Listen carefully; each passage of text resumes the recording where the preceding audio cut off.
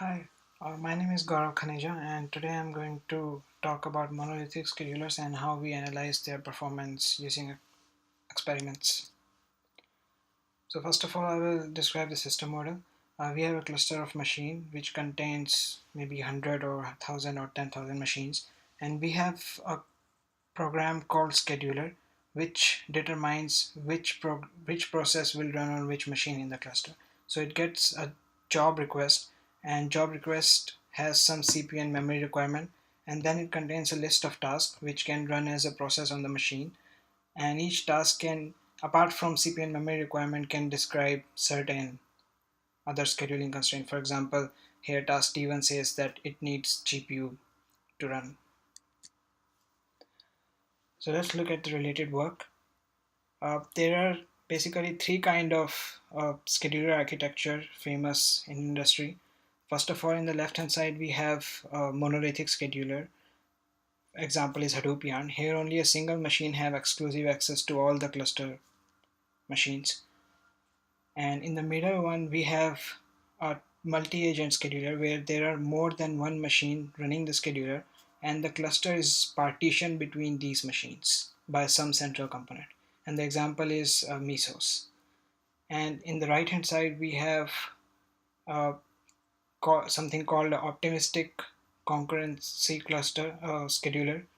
Here there are multiple schedulers, and each one have access to all the machine in the cluster, and they need to claim a machine, they need to update some central copy which is called cluster state in an atomic transaction.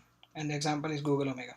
So in this presentation we will mostly look at monolithic cluster, which for example clusters monolithic schedulers, for example something like Hadoop yarn. So let's see how a monolithic cluster does its job. So it maintains a TCP connection to all the machines in the cluster, and which keeps sending heartbeats to the scheduler, which contains health status and the resource availability on those machines, the CPU and memory availability. And the cluster maintains a data structure called cluster state in its memory, which represents what is the latest resource availability in the cluster is.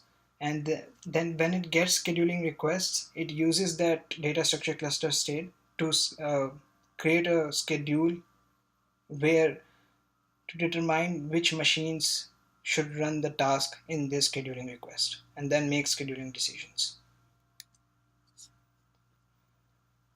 So for the experiments, we use scheduling cluster scheduling traces from Google. Uh, So just to give you a little bit information about the scale of the trace, it's a trace collected over 29 days and contains around 650,000 jobs, which consists of 25 million tasks and comes from a cluster which consists of 12,000 nodes. And out of 25 million tasks, only 1.4 million tasks actually specify some special constraint apart from CPU and memory. And here you can see in the left side you can see a graph which is the cumulative distribution of number of tasks in a job.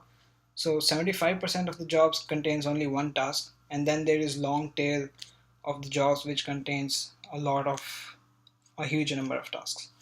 And the right hand side there is this cumulative distribution of the task runtime duration.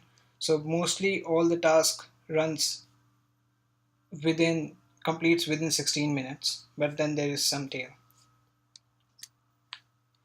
Okay, so to analyze the performance of monolithic scheduler and to check what are the ideal design parameters for it, we created an experimental test bed.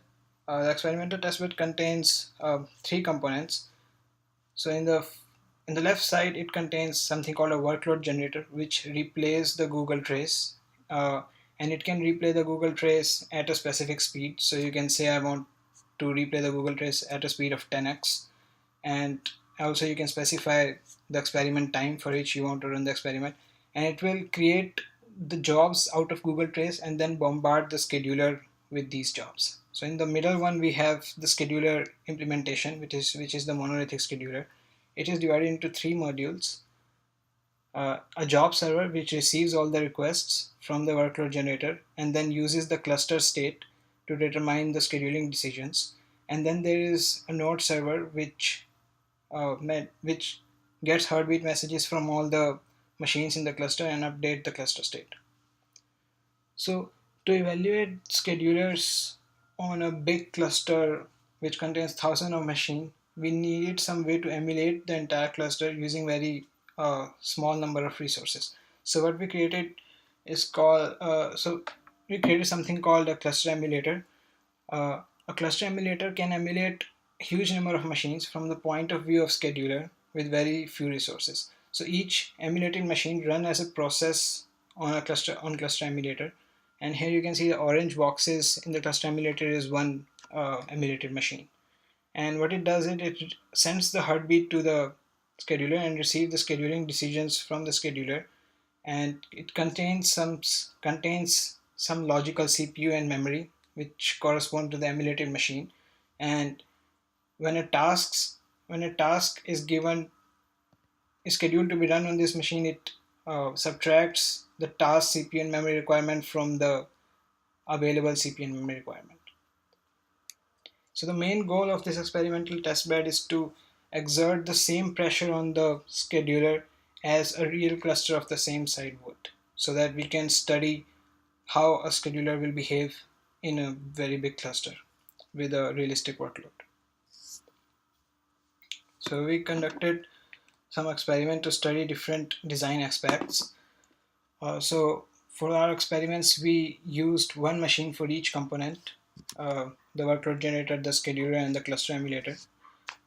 We used a very simple scheduling algorithm, and we ran all the experiments on an emulated cluster of 6,000 nodes, and we ran the Google traces for 4 hours with a speed of 100x, thus covering around 15 days out of 29 days for which the trace is available. And we tried checking 4 metrics. Firstly, the per job scheduling delay. That means the total time it took for the scheduler to calculate its schedule as perceived by the workload generator. And then we measured cluster utilization, which is the fraction of the resources that we are using in the cluster. Higher utilization is better, so that we are not wasting idle resources. And then we calculated how much jobs were failed to be scheduled by the scheduler, and we also checked what is the scheduler CPU utilization. So lower CPU utilization is better, which means that we the machine won't get slowed because of CPU being a bottleneck. So first of all, we checked what should the ideal heartbeat interval be. A heartbeat interval means that how often should the node send their resource availability to the scheduler. Should it be 100 milliseconds? Should it be 5 seconds or even larger? So a large interval means that the cluster state won't get updated often, so it will be stale, and which may lead to bad scheduling decisions. A small interval means that the scheduler CPU load will be higher because it needs to collect the heartbeat too often. So what we check is in this table you can see for different heartbeat intervals like 100 millisecond and 5 seconds and 50 seconds, we have the percentage of jobs which were failed. So the percentage keeps on increasing, which is expected because uh, a higher interval means that your cluster state is stale, so you are making bad decisions. So percentages increases from 5 to 9 to 13. And then we calculated the scheduler load. So in the right graph, you will see that the scheduler CPU load is significantly higher for 100 millisecond, which is represented by blue here, than all of the other heartbeat intervals. And for all of the other heartbeat intervals, it is almost the same. And in the left graph, you will see that what is the cumulative distribution of the scheduling delay for all the jobs. So again, for 100 millisecond, the scheduling delay is more than other heartbeat intervals because the scheduler CPU is busy handling the heartbeats instead of calculating the schedule for the jobs. So given these two results, it seems that 5 seconds is a good trade-off for a heartbeat interval in terms of the failure rate and scheduler load. Next, we tried checking what should the path limit be for the scheduler. Path limit is the maximum number of jobs that the scheduler should concurrently handle. In one extreme, the scheduler can handle all jobs in the order they arrive, so the path limit is 1. Or it can use the thread level parallelism to handle jobs concurrently. In when path limit is equal to 1, the jobs may suffer from head of the line blocking problem, which means that a complicated job is slowing down the simpler jobs which are waiting in the queue.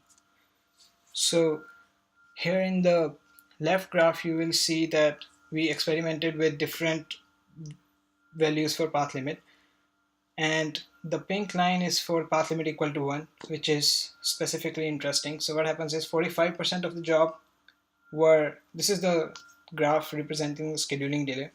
So 45% of the jobs were scheduled instantly. They arrived when the scheduler was idle, while the rest of the jobs suffered a lot of delay due to the head of the line blocking problem, and they kept waiting in the queue while a complicated job was being scheduled. And so we can see that in general, a higher path limit gives you less scheduling delay, and green line is the path limit of 3, and then the red line is the path limit of 100, which behaves exactly like a path limit, an unbounded path limit. And in the right graph, we have the cluster CPU utilization. So cluster CPU utilization is pretty low for path limit equal to 1, while it is the same for other path limits. So here we see that a path limit of 100 is suitable for handling Google workload. And we also experimented with different algorithms. So first of all, we checked an algorithm where the scheduler randomly selects a node and see if it can run the task. If it can, then it schedules the task, otherwise it fails. And then we tried an algorithm where scheduler repeat this process 10 times, that it picks up a task and picks up a node and check if it can run a task. And if it can't, then picks it up again, picks another node at random again. And so we see that the failure rate increases significantly as we go from 1 random try to 10 random tries, which is expected.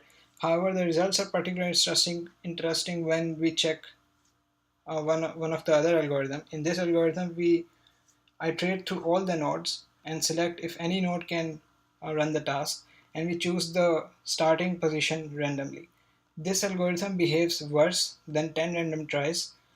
The answer is that the jobs are coming concurrently and scheduler is trying to answer them concurrently. So more randomness is able to beat the contention. So the scheduling algorithm should give preference to as being as random as possible so that the contention can be beaten. And lastly, we check what is the effect of the scheduling constraints which tasks specify, such as the GPU requirements and SSD requirements. So we see that the failure rate was increased from 5.23 to 11% due to these scheduling constraints. However, the scheduler load remains almost the same. So this graph shows you the scheduler load for two cases, when there were constraints and there were no constraints. So we see that the scheduler load almost remains the same except for two spikes in case of the scheduling constraints. So this might be because that only a few tasks, 5% of them, specify constraints. So that's why there is no cumulative extra load on the scheduler. So conclusion is that first of all, scheduling algorithm should embrace randomness, and constraint does not have much effect on the scheduler load.